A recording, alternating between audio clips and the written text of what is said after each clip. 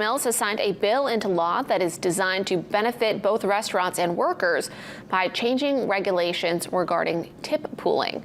Currently, the law in Maine is that tips can't be shared with workers not classified as service workers, such as dishwashers and cooks.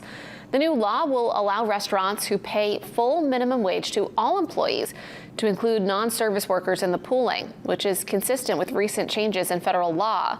The new law will go into effect 90 days after legislature adjourns.